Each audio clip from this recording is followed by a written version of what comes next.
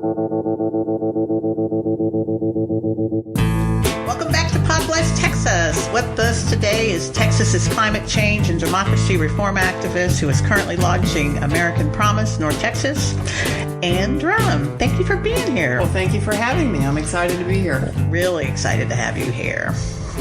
What we want to talk about is your new activity, because you've been working on climate change and democracy reform on different levels in your career, but right now you've got something big coming up. Tell us about it. We have a very exciting new project. I am launching a North Texas chapter of American Promise, which is a national nonpartisan organization working for a constitutional amendment to overturn Citizens United. Yay! So for folks who aren't familiar, what is Citizens United? So Citizens United is the Supreme Court's decision in 2010 that opened the floodgates to big money, dark money, and corporate money in politics.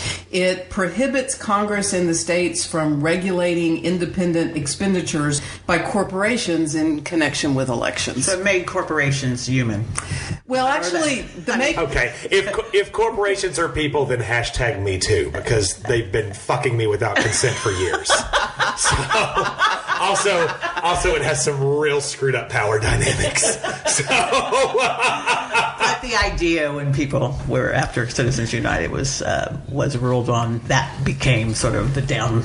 That's when we all started thinking, how are the Koch brothers and other folks in this country able to affect our democracy in this way? Right. The Supreme Court actually started the problem with what one of my friends calls the original sin, which is Buckley versus Vallejo decision in 1976. So that's the decision where they did say corporations are people and extended jurisprudence to say corporations have all the same rights that natural people have, including free speech rights under the First Amendment. So that means we can also give them the death penalty? I plan to put them under citizen's arrest. But Citizens United extended that logic and really opened the floodgates when it said corporations can spend as much money as they want to out of their general treasuries in connection with political campaigns, and that any kind of regulation violates their First Amendment rights. And then shortly after Citizens United, there was another decision out of the D.C. Circuit, the Speech Now decision, which followed the same logic and said, well, if corporations can spend all that they want, then they can give all that they want too,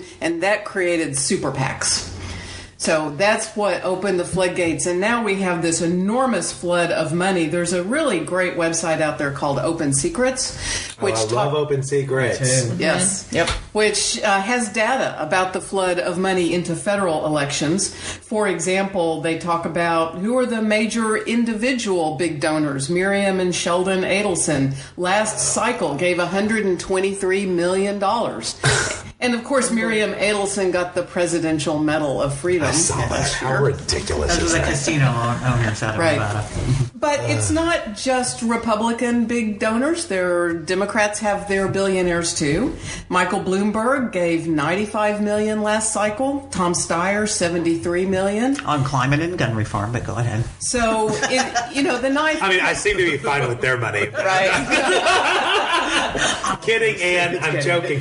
Ann just gave me a death scale. And Ann is nonpartisan. I am working with the nonpartisan organization, and it is true that the blade cuts both ways on this issue. Right. Open Secret says that major industries have actually shifted large portions of their corporate PAC donations from Republicans to Democrats in the last two cycles. I think that the difference is the Republicans use that money to buy elections. The Democrats use it to fund caravans. I think you're exactly right, Kendall. That was not satire. I don't even know what you call it.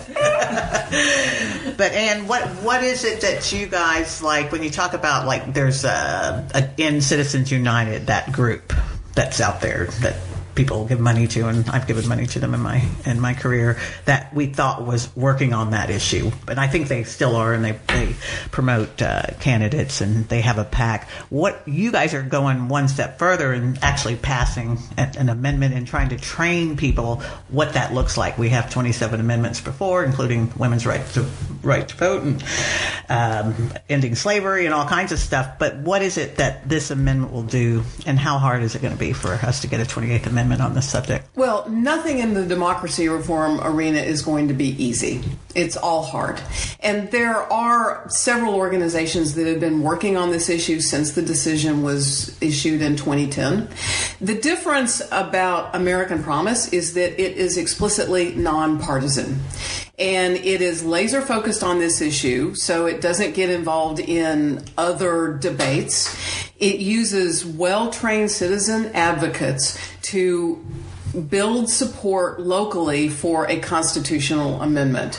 And so what we're going to be doing in North Texas is we're going to build teams all over the North Texas region. So Dallas, Tarrant, Collin, Denton counties, even beyond. We're going to build teams in cities. And each of those teams is going to advocate to its own city council for a resolution. And we're going to ask councils to pass resolutions that call on Congress to send an amendment to the states for ratification. About 800 cities and towns around the U.S. have passed such resolutions since the decision. 19 state legislatures have passed such resolutions.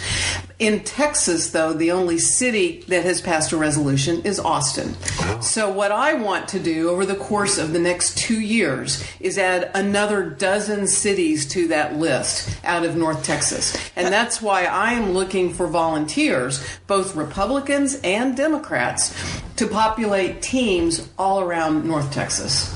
Wow. Has doing this process worked in other areas or other things to change different legislatures or to create bills or to push another issue? This kind of organizing, you mean? Yeah, the way through the city councils and like direct issue advocacy, but with a different issue. Right. Sure.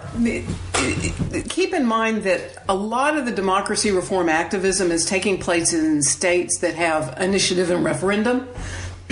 So activists can try to get something on the ballot, and some activists in those states are working on that. For example, American Promise has a chapter in Wyoming that's trying very hard to get this on the Wyoming ballot. But in Texas, we don't have initiative and referendum. So we have three choices about where we aim our advocacy. We can advocate to Congress, we can advocate to state legislature, or we can advocate to local governments. And what I'm choosing to do is organize for that local advocacy. Other groups are already carrying the load when it comes to advocating to the legislature. Groups, for example, right here in Dallas, we have the Clean Elections Texas group that is working on advocacy to the ledge, as well as Public Citizen and Common Cause, some of those national groups. What we don't have is anybody systematically working on advocacy in North Texas to get our local elected officials on record as supporting a constitutional amendment. That is why I'm taking this strategy up here. It seems to me like this is an issue. Everyone's on board except for people who have a lot of money they like to sink into elections and people who like to take a lot of money that are sunk into elections. I feel like everybody else, this is something that whether you're a Democrat or a Republican, you should jump on board. It's kind of like redistricting reform, right? Where unless you're in that in crowd, you're probably wanting it to happen. So yeah, I mean, if someone wanted to engage themselves with this particular cause, what would you recommend that they do? Well, we've got two events coming up in April to launch our new chapter. The first one is going to be a Writing the 28th Amendment Town Hall at SMU. So American Promise is working with the SMU Law School to put this on. It is Tuesday, April 9th at 6:30 p.m. This will be an opportunity for anyone who's interested in this issue, whether they're inclined towards activism or not, to come listen and learn about the problem that the court created with the Citizens United decision, why a constitutional amendment is the solution, and how we go about getting a constitutional amendment. So that is the public town hall, Tuesday, April 9th. I'm trying to get the word out about that event. I want a lot of people to come to that. Then on the following Saturday morning, April 13th, we're going to have our chapter launch workshop. And that is for people who are interested in being on one of these teams advocating to their city council. And that will be our first instance of training, bringing people together to start forming teams. And then I will offer the support for those teams, continued training, advocacy support over the course of the next 2 years. The commitment I'm making right now is to a 2-year project. I want to get a dozen resolutions by the end of 2020. And then after the presidential and congressional elections in 2020, we'll take a look at this, see how we did, and decide if we want to keep moving forward. So if you are in a small town in Texas, so let's say you're in Honey Grove right now, or you're in Sulphur Springs or Huntsville, and you want to engage and make sure that your city council is doing something similar to this, do y'all have some kind of template resolutions or something that would allow those folks to kind of pick up where you're at and do this in their own communities? Absolutely. People can go to the American Promise website, which is americanpromise.net, and there is a template, like you say, on the website with guidance about how you can do this in your own community. And of course, I would be happy to talk to anyone outside the North Texas area that would be interested in doing this. Yeah, because one of the things when Kendall and I started this podcast was, trying to hoping that we get more people out there running all over Texas, not just in the big cities. And some of those happen to be young people, and this seems like it would go right up their alley. And if we could give them the information, because sometimes when you're running for a seat in these small towns, you need, folks to help you get there. And I mean, this is a great issue. Lil, when you were running for Congress, did you ever feel like somebody was skeezily trying to give you money? I was approached by people who were, you said skeezily, I used the word scuzzy. Oh, geez, scuzzy, skeezy. Scuzzy, skeezy. But I felt like there were people that, I was running as a Democrat, but there were people that were approaching me that were not my cup of tea. That yeah, sure, I turned down money. Yeah, I mean, I think a lot of people turn down money, but that's the problem. Is if everybody doesn't turn it down, then you can't win. Right. Because guess what? You can't win without money. I feel right now. I feel like that's the interim solution right now, right? Because while Ann and American Promise are doing their work to try to reform the way that money is pumped and guzzled through politics, right? We have to make sure that we have people that are running for office who have that moral compass to be able to say no. Like, I put a cap in my campaign. I said it because Texas has no caps on political contributions. So if you wanted to write the person in your district a check for $600,000 that's running for the state house, you can do that. And I think that's unacceptable. And so I put a personal cap and said, I will not accept any contributions over $5,000. You owe me money. I think I gave you more than that. You didn't give me more than $5,000. If you did, well, sorry, it's gone. But yeah, I mean, I feel like that's the interim path forward, right? Having candidates and folks running for public office that have moral compasses and that are able to set those types of boundaries, right? Well, yes, but one of the problems is that even good people that go to D.C. to try to get stuff done get sucked into a dysfunctional system.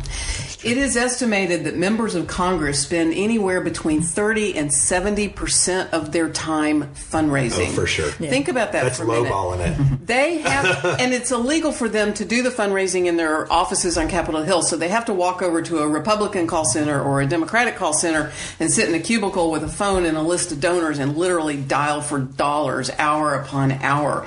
And so even good people who want to serve are forced to participate in this money arms race. Yeah. That's why it is so important to give Congress and legislatures the tools to rein in this spending again.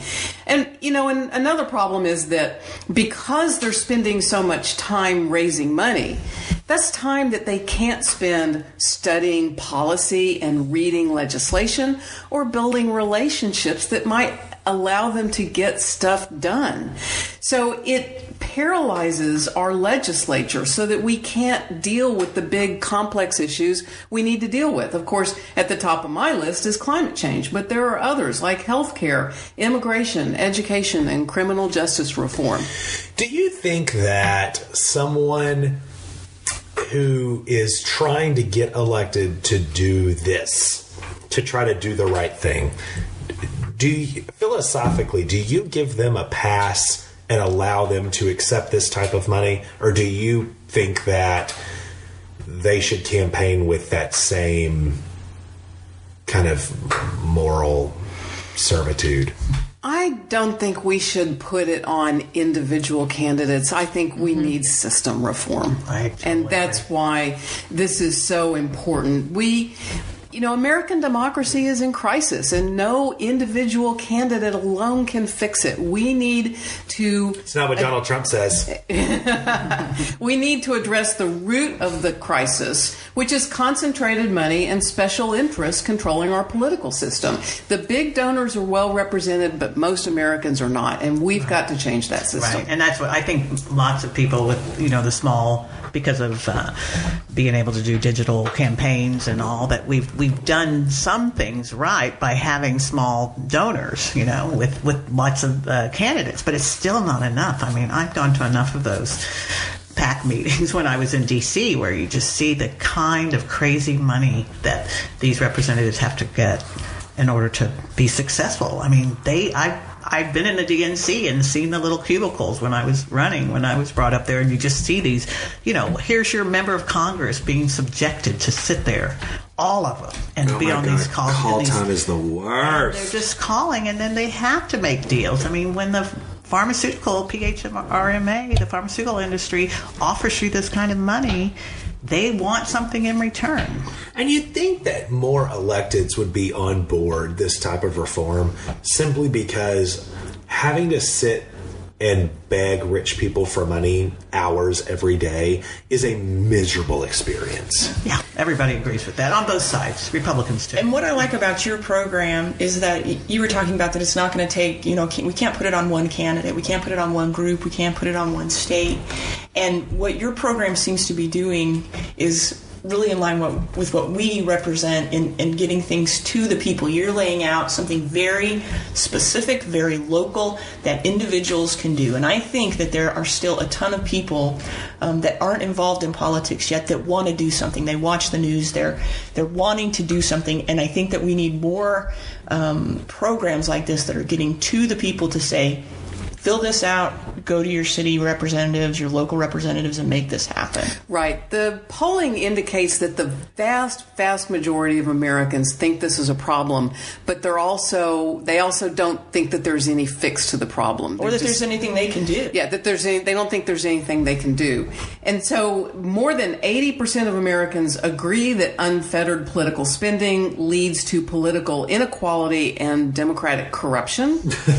A Bloomberg News poll found that 80% of Republicans and 78% of all Americans support a constitutional amendment to overturn Citizens United. Wow. So what we need to do is give them something concrete that they can do. And when enough Americans get involved in advocacy on this issue and go to their leaders, go to their city council leaders, go to their members of Congress and say, we want to change this, and members of Congress say, the public really cares and really wants us to act, then maybe the tide can shift. I really like when you said arms race because I love the kind of work that Bloomberg's done. We have a lot of friends that have worked on his stuff, Everytown USA and gun reform, but he has to do that to counter. That $95 million was for things like that, but he has to do that to counter what the NRA does, or Tom Steyer on climate change. I mean, Tom Steyer's group done amazing things on Tom Steyer from California, a billionaire, what he's done on climate change, but he has to counter what the fossil fuels guys do. But everybody wants it stopped, but it's this arms race, just like you said. Well, and that's why it's going to take citizens getting active to demand that we do something about it.